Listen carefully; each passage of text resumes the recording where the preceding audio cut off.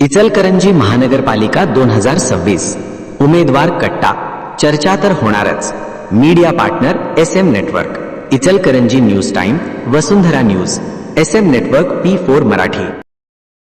नमस्कार मंडळी, प्रभाग क्रमांक 13 मधून भाजपचे इच्छुक असलेले, इचलकरंजी महानगरपालिकेसाठी इच्छुक असलेले उमेदवार ज्यांनी बांधकाम समिती सभापती, इचलकरंजी शहराचे उपनगराध्यक्ष हे पद भूषवले असे महावीरजी जैन हे आपल्यासोबत जोडले गेले आहेत। त्यांना आपण विचारूयात की या निवडणुकीत आपली ध्येय धोरणे काय असणार आहेत।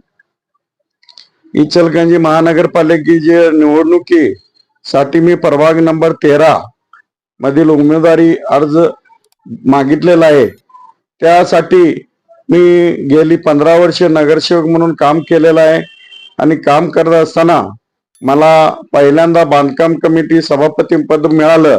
त्यावेळी जवळजवळ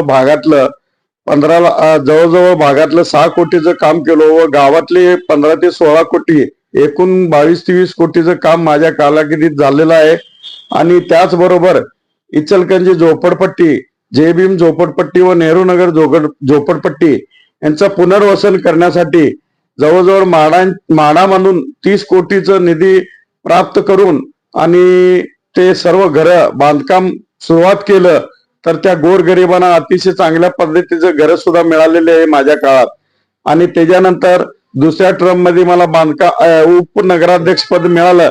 त्यावेळी मी गावातली टिपी सेक्शन मधले काम जवळजवळ 2 कोटी रुपये देऊन पूर्ण गावाची मोजणी करून घेतली।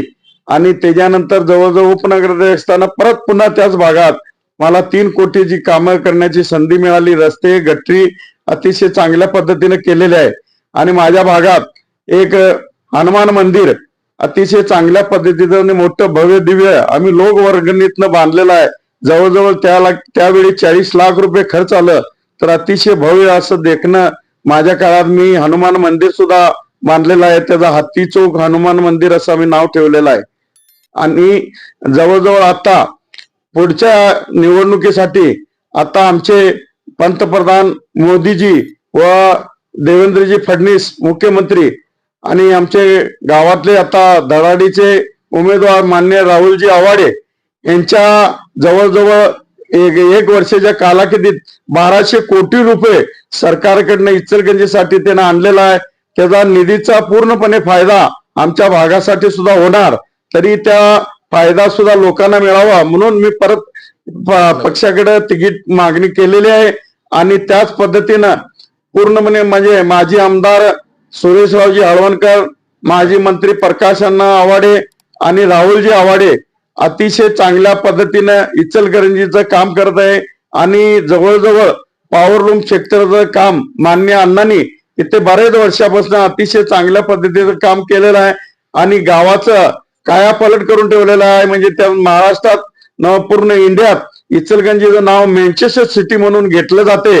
आणि आज इथला जो कापड आहे पूर्ण वर्ल्ड, भारत नाव पूर्ण वर्ल्डभर जातोय। आपला कॉटन म्हणून आज कापड बाहेर देशात जातोय। तर इचलकरंजीचं नाव घेतलं जाते अभिमानानं। त्यात पूर्णपणे आवाड्यांचं श्रेय आहे। आणि अतिशय चांगल्या पद्धतीनं आम्ही पुढे याच्या काळात सुद्धा काम करू। आणि जे अण्णांनी आणि राहुल साहेबांनी आणि आमदार हळवणकर साहेबांनी जो निधी आणल त्याचा पूर्णपणे फायदा घेऊन पूर्ण माझ्या भागासाठी आणण्याचा जास्तीत जास्त प्रयत्न करेन। मला या ठिकाणी आणखीन एक प्रश्न विचारायचा आहे। 16,000च्या वर मतदारसंघ ह्या आपल्या प्रभागामध्ये असताना आपण घर टू घर कशा पद्धतीने आपली कॅम्पेन यंत्रणा राबवणार आहात? मी जवळजवळ मागे 4चा भाग होता तेव्हा माझा यो 70% भाग जुना होता।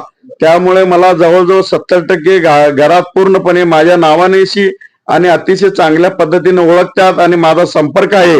आणि राहिलेला 30% भाग सुद्धा मी आता पहिला भाग त्याच भागात फिरवायला चालू केली। ड्रेनेज व गटरी आणि जे कामं आहेत ते आता सुरुवात आधीच इलेक्शनच्या आधी केलेली होती। त्यामुळे ते बी सुद्धा अतिशय चांगल्या पद्धतीनं नागरिक माझ्या पाठीशी आहे। आणि की त्यांना असं हवं आहे की एक व्यापारी माणूस म्हणून माझी ओळख आहे। आणि असा एक व्यापारी आणि चांगला सरळ माणूस उमेदवार आपला असावा म्हणून मला भरघोस पूर्ण भागातनं पाठिंबा आहे। आणि सर्वजण म्हणते की तुम्ही इचलकरंजीत अतिशय चांगल्या प्रमाणात आणि प्रामाणिकपणे म्हणून काम करता ज्यावेळी अहोरात्री हाक दिली की महावीर जैन येतात, त्यामुळे आम्ही परत तुमच्या पाठीशी राहू असं सांगतो. मला या ठिकाणी आणखीन एक प्रश्न असा विचारायचा आहे, नागरिकांच्या तुमच्याकडे तक्रारी येऊ नयेत म्हणून तुम्ही काय यंत्रणा राबवाल? नागरिकांच्या तक्रारी येऊ नये म्हणून माझा 24 तास मोबाईल चालू असतोय. त्यांनी मला कधी अर्ध्या रात्री कवा बी फोन केला तर मी ताबडतोब त्यांच्या अर्धा तासात किंवा 20 मिनिटात इथं हजर होतो. त्यामुळे ते माझ्या भागात नागरिकांची काही तक्रार नाही. आणि जे नवीन बोरिंग असू दे किंवा जुनी बोरिंग असू दे, अतिशय चांगल्या पद्धतीचं सर्व बोरिंगला माझ्या भागात पाणी आहे. त्यामुळे एवढ्या मोठ्या प्रमाणात पाण्याची समस्या बी नाही आहे. आणि गट्टी वगैरे आम्ही अतिशय चांगल्या पद्धतीने जुनी केलेली आहेत. थोडीफार जी राहिलेली आहे येणाऱ्या काळात आम्ही ती सुद्धा पूर्ण करू. त्यामुळं माझ्या भागात नागरिकांचा रोष असायचा किंवा त्याच्यावर माझ्यावर राग काढायचा ही कुठली त्यांना मी संधी दिलेली नाही. मला या ठिकाणी आता शेवटचा एक प्रश्न विचारायचा आहे, आपण ज्या प्रभागामध्ये निवडणूक लढवण्यास इच्छुक आहात त्या प्रभागामध्ये व्यापार वर्ग कारखानदार हा मोठ्या प्रमाणात आहे, त्यासाठी छोटीशी आपली कृती आराखडा किंवा काय तयार आहे का? माझ्या भागात जवळजवळ पूर्णपणे 2800 ते 3000च्या वर व्यापारी समाज आहे. आणि ते व्यापार म्हणजे इचलकरंजीत माझा प्रभाग 13 नंबर मध्ये सूत मार्केट येते. त्या सूत मार्केटमध्ये व्यापाऱ्यांची व्यवस्था केलेली आहे. आणि जवळजवळ इचलकरंजीत पॉवरलूम असोसिएशन हे सुद्धा माझ्या भागात आहे. तिथं सुद्धा अतिशय चांगल्या पद्धतीची व्यवस्था केलेली आहे. आणि लाईटची समस्या असू दे किंवा आणि कुठली बी समस्या व्यापाराची असू दे, मान्य प्रकाश अण्णांच्याकडे आम्ही गेल्यानंतर आमच्याकडे ताबडतोब त्या समस्याचं निराकरण होतोय. आणि त्या पद्धतीने अण्णा आम्हाला व्यापाऱ्यांना किंवा सर्व कारखानदारांना अतिशय चांगल्या पद्धतीची मदत करतात. आणि त्या माध्यमातून जास्तीत जास्त कारखानदारांना फायदा करण्याचा माझा ध्येय आहे. या ठिकाणी आपण बघितलं असाल, इचलकरंजी नगरपालिकेचे बांधकाम समिती सभापती पद असू दे, इचलकरंजी नगरपालिकेचे उपनगराध्यक्ष पद असू दे किंवा समाजातील गोरगरीब घटकांना न्याय देण्याचं काम असू दे किंवा त्यांना मदत करण्याचं काम असू दे, हे आजपर्यंत महावीरजी जैन यांनी करत आलेले आहेत. मी या ठिकाणी त्यांना धन्यवाद देतो. आपल्या पुढील वाटचालीसाठी आमच्या चॅनलच्या वतीने तुम्हाला खूप खूप साऱ्या शुभेच्छा. धन्यवाद. जय महाराज.